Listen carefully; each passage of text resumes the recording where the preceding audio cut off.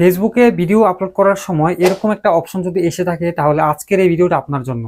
এই অপশনটা নতুন এসেছে, এটা কেন এসেছে, এটার কাজ কি, আজকের এই ভিডিওতে আপনাদেরকে বিস্তারিত বুঝিয়ে দিব।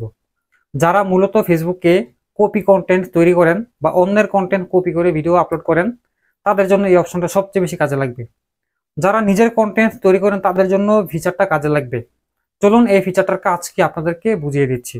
আমি যখন ফেসবুকে ভিডিও আপলোড করার পর এখানে নেক্সট অপশনে ক্লিক করে যাই, তো দেখতে পাচ্ছেন এখানে অনেকগুলো অপশন শো করে, তার মধ্যে এই অপশনটা একটা।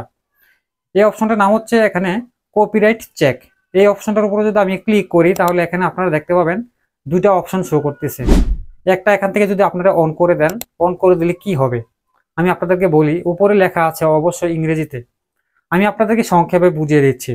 আপনারা যদি এই অপশনটা অন করে দেন তাহলে আপনার যে ভিডিওটা রয়েছে সেটা 30 সেকেন্ড প্রসেসিং চলবে। 30 সেকেন্ড প্রসেসিং করে দেখবে আপনার এই ভিডিওটাতে কোনো কপিরাইট ইস্যু আছে কিনা। যদি থাকে তাহলে আপনাকে জানিয়ে দিবে। আপনি পরবর্তী 1 ঘন্টার মধ্যে আপনারা সেটা চেক করে এবং সেই ইস্যুটা রিমুভ করে আপনারা পুনরায় ভিডিওটা আপলোড করতে পারবেন।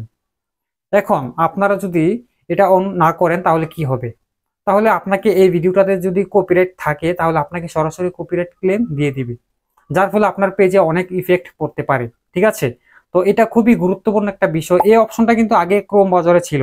ব্রাউজারের মাধ্যমে যারা ফেসবুকে ভিডিও আপলোড করেন তারা অবশ্যই জানেন।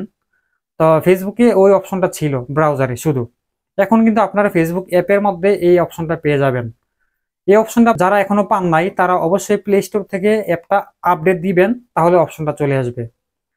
এই অপশনটা আপনাদের কেমন লেগেছে অবশ্যই কমেন্ট করে জানিয়ে দিবেন।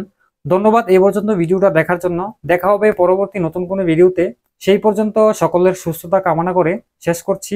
আল্লাহ হাফেজ।